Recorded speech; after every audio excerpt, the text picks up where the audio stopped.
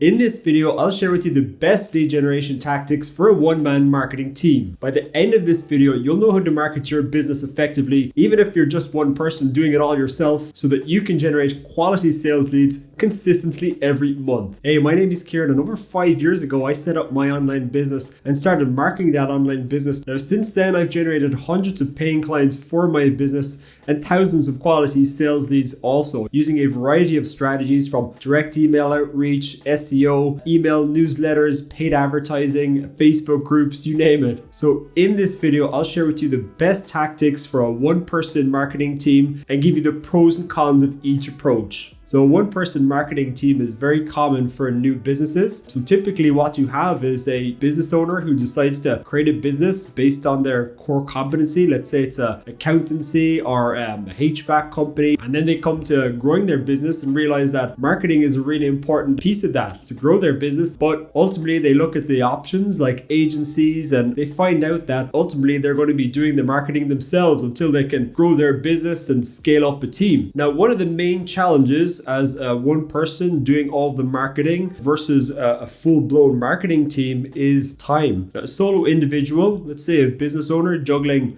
operations, juggling service delivery, juggling day-to-day operations can only do so much and only has so much output when it comes to marketing. So with that being said, it's really important as a one-person marketing team to focus your energies on the areas that are going to yield the greatest results and have the most leverage. So for example, let's take two marketing options. One is paid advertising and the other one is blogging. So with blogging, it might take you several hours to write a good cohesive blog post for your website, and it's posted on your website and only may get 10 or 20 views every single month. Then compare that to something that's a high leverage activity like paid advertising. You can run paid advertising and get your message out there in front of thousands of people every single day. So one is a low leverage activity and one is a very high leverage activity. It might take the same amount of time for you to set up an advertising campaign as it will do for you to write up a blog post. But when you run, let's say something like paid advertising, you have the possibility to reach tens of thousands of people every single day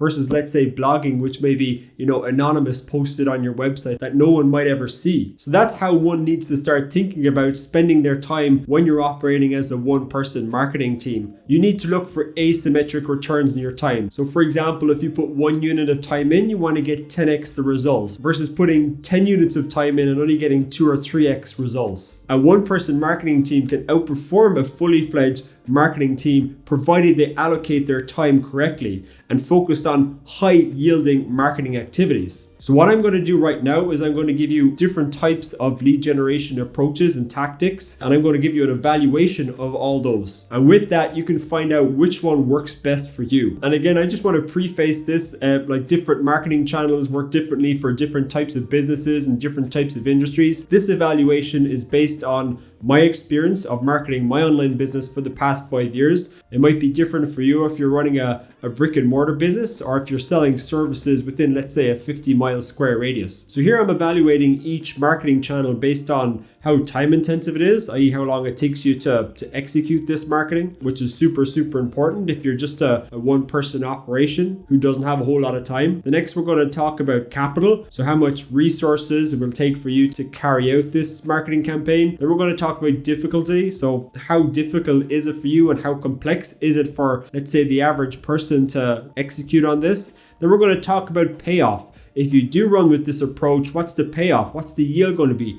How many leads are you going to get? How many sales? How many clients? And we're going to talk about leverage. So leverage is essentially how many people you have the potential to reach. So for example, paid ads or social media will be higher leverage than something like, let's say, networking, where you can only feasibly meet the amount of people within the room. And then the last thing, which not many people talk about, is fun factor. Some lead generation approaches are brutal, other ones are a little bit more fun and enjoyable. So let's talk about paid advertising. Paid advertising, from my experience of running paid advertising campaigns, setting up funnels, doing all that stuff on Google ads or Facebook ads. So the time it takes for you is moderate, okay? So if you buy a program or course or even better, have someone to show you how to run these ads. It's a moderate time investment. You can get it all set up in a day or two. Then we'll talk about capital. For paid advertising, it's very capital intensive. You have to pay money to serve up impressions to people, so it ranks high in terms of capital intensiveness. Then difficulty.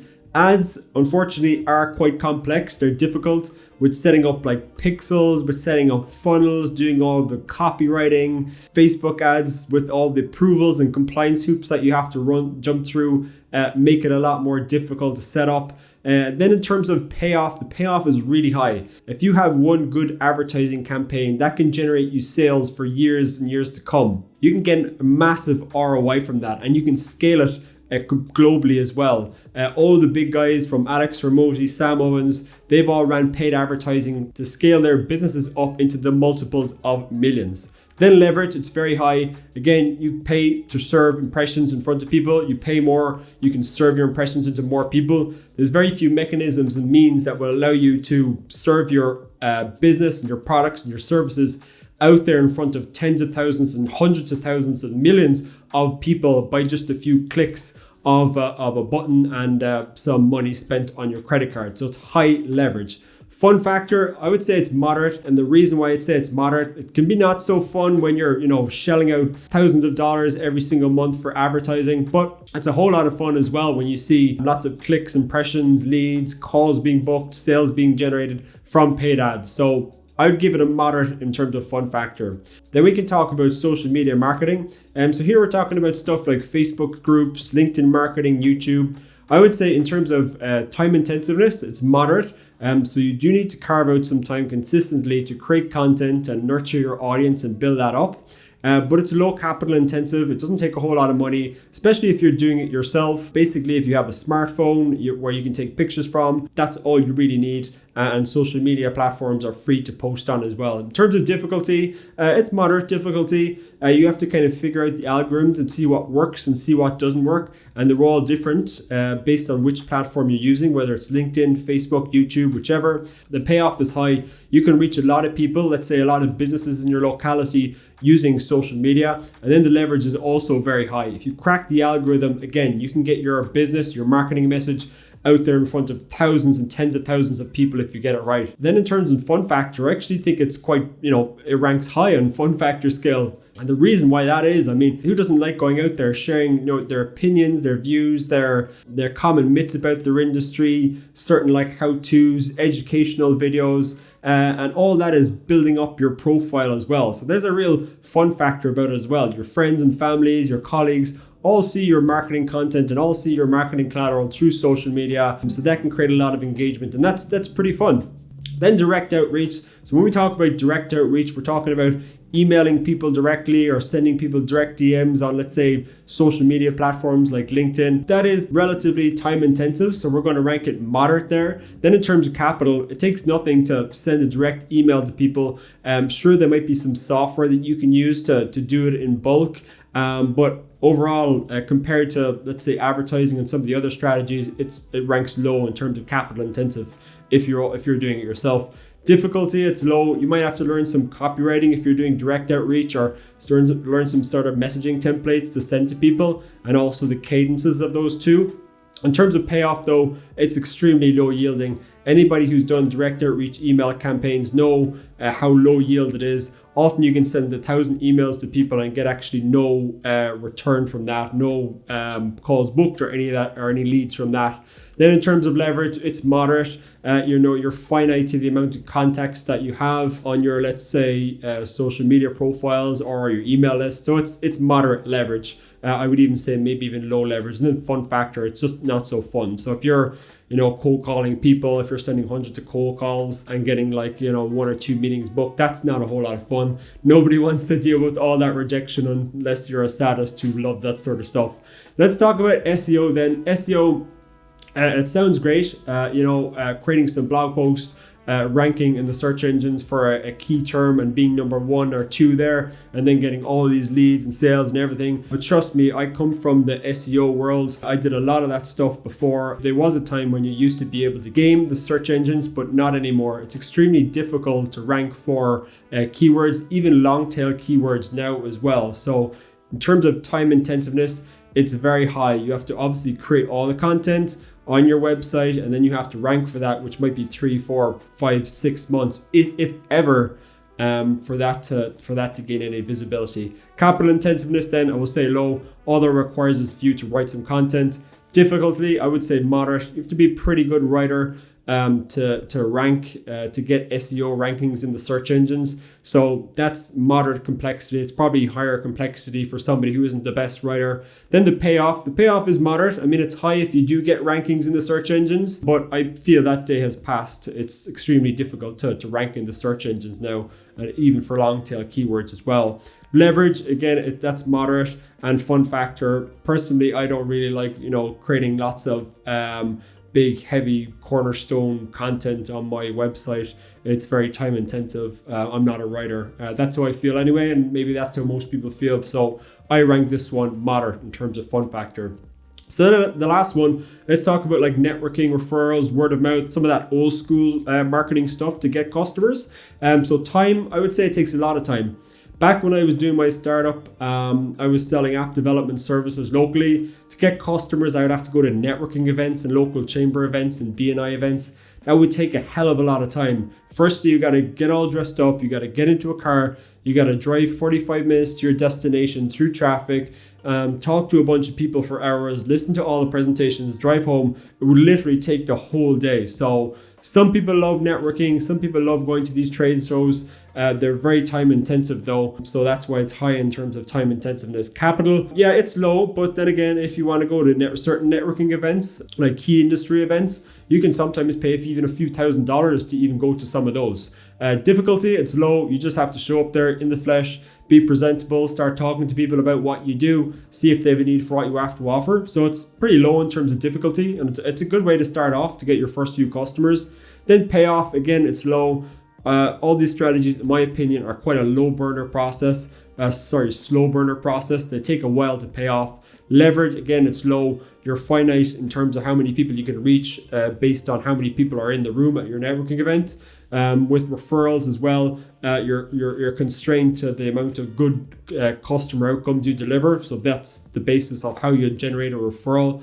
And then fun factor, again, moderate. Some people love going to networking events. Referrals are great when you get them, so there's a big fun factor there when somebody gives you an introduction and you have a good quality lead all teed up for you. So I'm going to rank this moderate. So based on all that, based on that kind of evaluation, you can start to see some of the best strategies for a one-person marketing team. In my opinion, that'd be organic content through social media. So that's social media marketing stuff. So now I'm going to talk about how you can start generating, a steady stream of leads for your business through some of the channels we just talked about. So the first thing I would recommend based on our evaluation here is to focus on 1 or 2 channels, 2 channels at most, but for the most part, I'd recommend maybe focusing on 1 channel if you're a one-person marketing team. If you're a business owner who's like juggling all your day-to-day admin and serving customers, I'd look to focus on one channel. So for you, based on our evaluation, that a good area to start might be social media marketing, creating content on social media, connecting with people in your industry, and getting your marketing message out there in front of people. Again, you just need to have a good cadence, create a few posts every single week. These can be really simple posts of, let's say, a picture of you in the office at work with your team, or let's say a certain milestone or accolade in your business, like the setup of a new office or a new product or service offering you announced. So that's an example of how you can use social media marketing to start getting in front of your ideal customer, making them aware that you exist and interested in what you have to offer. The first few stages in marketing. Number 2, you want to learn the platforms. So what I mean by learning the platforms is when you pick one marketing channel, you want to really understand the platforms that you're working with. So if you're running something like paid advertising, it's important for you to stick with it for 3 to 6 months to really get a feel for the algorithm and start learning what's working and what's not working. So for example, for social media advertising, you need to know the types of posts to create, the frequency to create them, what stuff to post.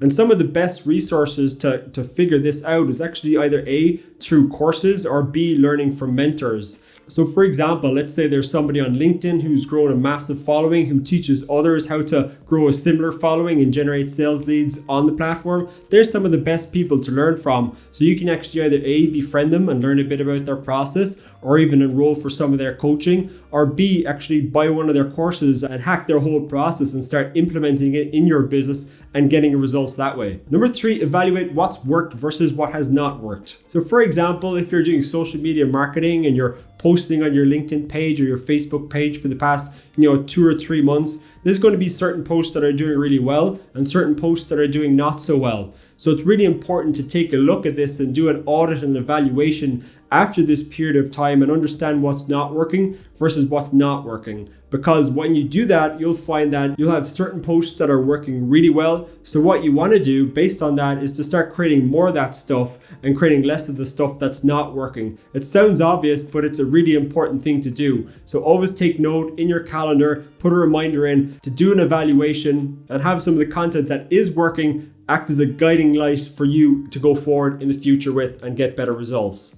Number 5, set up a lead capture mechanism. So it's incredible. Sometimes I see people who are doing really well as a one-person operation marketing their business, and they're growing their audience, they're getting a lot of engagement, a lot of likes, a lot of comments. But what I see is that they don't have a simple lead capture mechanism. And a lead capture mechanism allows you to capture leads, capture contact inquiries, book calls, and it's those inquiries, those call bookings, which ultimately turn into paying clients. So it's essential to set up a good lead capture mechanism. That can be something like a call booking form. It can be something like a questionnaire. It can be something like a contacting form.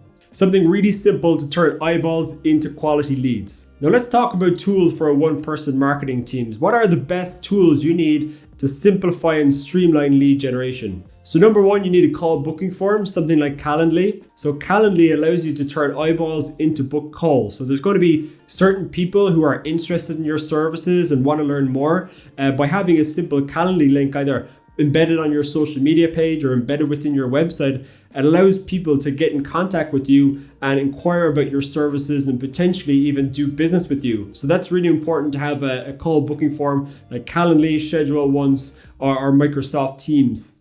They're not very expensive. They can be like $12 a month. They're super valuable. You can sync it up with your calendar as well. So if you want to just take calls on, let's say, Wednesday to Friday between 12 o'clock to 4 o'clock, you can do that. You can sync that all up within your calendar.